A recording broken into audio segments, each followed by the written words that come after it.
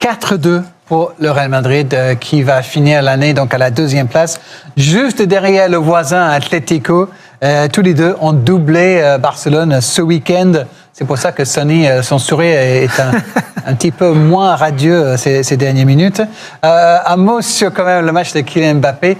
Il a marqué dans la semaine pour l'Intercontinental et cet match gagné à Doha. Là, ce soir, on l'a trouvé plutôt en jambes et avec le sourire. Avec le sourire, je trouvais que dans ses appels, notamment celle-ci, il va accélérer de nouveau, il va trouver Rodrigo et qui va développer. J'ai trouvé très en jambes dans ses déplacements, très intéressant, donner des solutions à ses partenaires, à ne pas se cacher. On le sent qu'il va de mieux en mieux. Il y a toujours en jambes. Après, bien évidemment, on va toujours rater. Ça arrive, il ne faut pas qu'il fasse en vouloir parce qu'il va toujours rater des occasions. L'important, c'est d'être présent dans les actions offensives. Voilà, celle-ci, j'ai pensé qu'elle allait contrôler. Pour amener, pour pouvoir frapper. Il a voulu jouer. Il est dans un style différent, qu'il est beaucoup plus dans un style collectif. Ce qu'il était au Paris Saint-Germain. Paris Saint-Germain, il était beaucoup plus dans ses actions personnelles, de jouer, de décider. Prendre la décision lui tout seul, même si par moments comme celle-ci, il fallait le faire. Il est beaucoup plus dans le travail collectif, essayer de trouver ses partenaires pour faire le jeu. Regardez là, la talonnade, dommage que le ballon n'arrive pas très bien pour lui, mais je le trouve beaucoup plus dans le jeu collectif ce qu'il était au Paris Saint-Germain. Et en quelques chiffres aussi, alors qu'on vous rappelle que le Real donc, est deuxième ce soir. 10 buts en championnat pour Mbappé, il est dans le temps. Et il a marqué lors de ses 4 derniers matchs, toutes compétitions confondues. Voilà le bilan en chiffres, en tout cas pour Kylian Mbappé. Lors de ces dernières semaines, ça a l'air d'aller plutôt bien pour l'attaquant français. Il était MVP, l'homme du match là-bas en Espagne. Un bon travail d'Mbappé qui va trouver ballon sur le côté, Vasquez qui va redonner à Mbappé et derrière, juste la petite passe pour Ibrahim qui a le calme, le contrôle parfait pour amener sur son pied gauche. C'est intéressant le travail d'Mbappé qui est lui au début de l'action et qui vient se donner à Vasquez, qui continue son action, qui demande le ballon et qui derrière fait cette passe décisive. Très intéressant dans son déplacement. C'est un super but, effectivement, et c'est aussi très mal défendu, on peut le dire. Oui. Du côté de Séville, si vous étiez le coach de Séville, vous serez en train de vous arracher les cheveux. Par contre, vous serez heureux de voir Luke Bacchio aller marquer ce beau but avec ce tir puissant premier poteau. Et Courtois est battu. On le voit au début de l'action, c'est un ballon renvoyé par Kylian Mbappé. Et derrière, le contre-attaque. Et premier poteau, on dit toujours qu'un gardien ne doit pas prendre un but comme ça en premier poteau.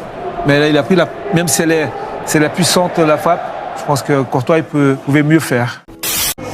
On a dit, le leader en Espagne est désormais Atlético Madrid et l'Atlético va passer Noël à la première place, quoi qu'il arrive ce soir sur la pelouse du Real Madrid, parce que hier, Atlético Madrid est allé s'imposer sur la pelouse de Barcelone, notre ancien club. On va rappeler à ceux qui n'étaient peut-être pas avec nous hier comment ça s'est fait. D'abord, Pedri avec ce super but. Oui, avec cette action, le Barça a dominé la première période assez facilement contre l'Atlético. Avec ce but de Pedri, beaucoup de réussite avec le contrôle de Gavi raté. Et derrière la déviation sur la frappe de Pedri, le Barça a dominé toujours cette première période, même la deuxième qui a eu des occasions. Mais voilà, l'équipe de Cholo a décidé de jouer bien en contre de points de cette équipe de Barça.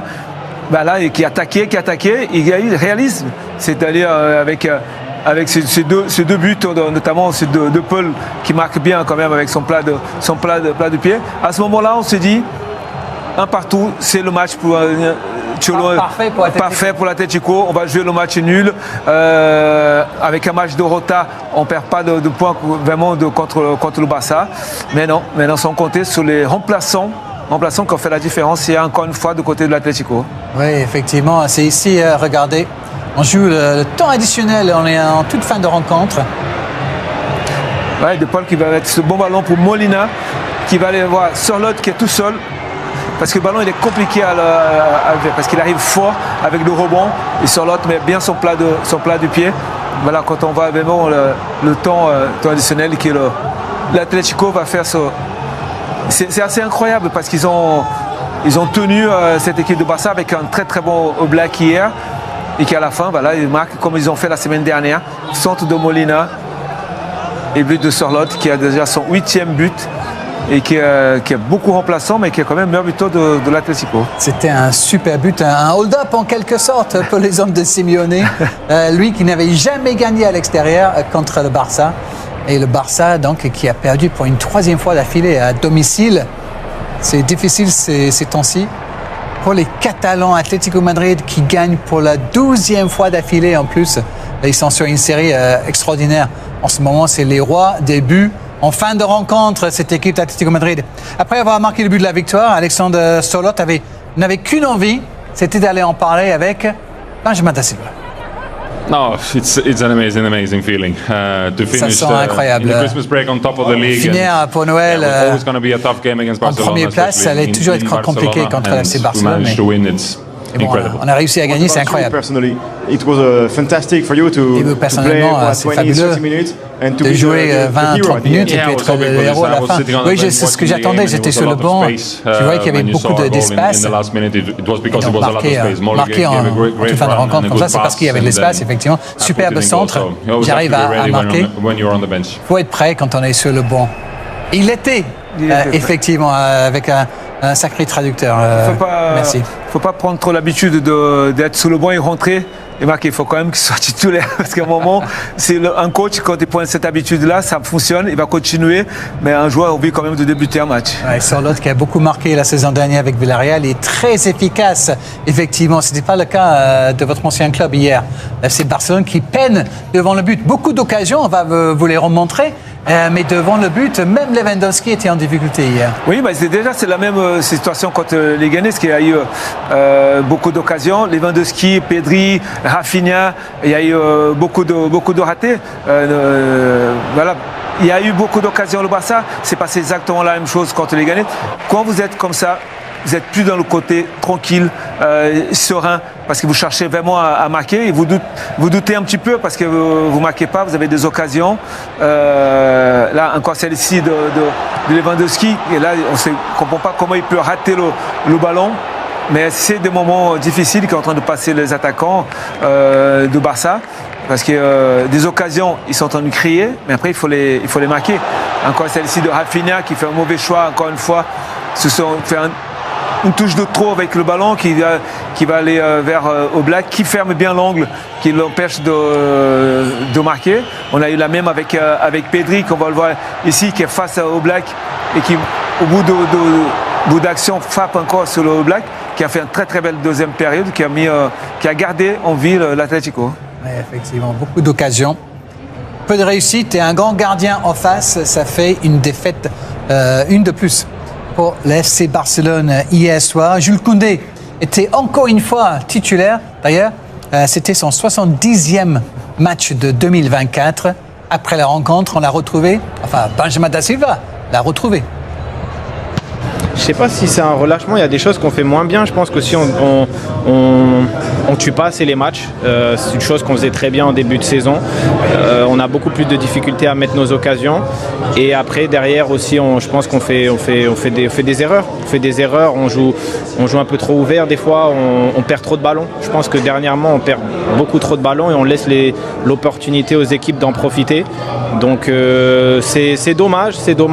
On gâche un peu ce très bon début de saison, mais voilà, je pense que c'est le moment de se reposer et de revenir en janvier à un bien meilleur niveau. Vous avez dit c'est le moment de se reposer. J'ai vu 70 matchs pour vous en 2024. Apparemment, vous êtes le footballeur qui a le plus joué au monde. Comment vous vivez? Est-ce que c'est trop? Est-ce que vous vous sentez bien? Qu'est-ce que ça représente pour vous? Je pense que j'en ai déjà assez parlé sur le calendrier qui s'intensifie avec notamment la création de la Coupe du Monde des clubs qu'on ne jouera pas, mais je pense à mes collègues qui vont la jouer. Je pense qu'on est vraiment en train de tuer le football. On est en train de tuer le football, Sonny. Et le footballeur. Parce que c'est eux qui sont vraiment devant la scène. Effectivement, il y a certaines choses. Après, on parle toujours, quand les coachs font tourner l'équipe, on dit pourquoi il va faire tourner l'équipe, il ne faut pas le faire tourner. Mais c'est très très difficile à gérer, le physique. Si les joueurs ne sont pas physiquement prêt, il ne peut pas avoir des spectacles. On a vu pendant l'Euro beaucoup de joueurs qui étaient fatigués. On n'a pas eu l'Euro non plus exceptionnel à cause de cette fatigue-là. Je pense que pendant la trêve, voilà, c'est un qui va l'inviter à jouer au foot. Je pense que je pense que là, il va rester vraiment au repos. Il a besoin.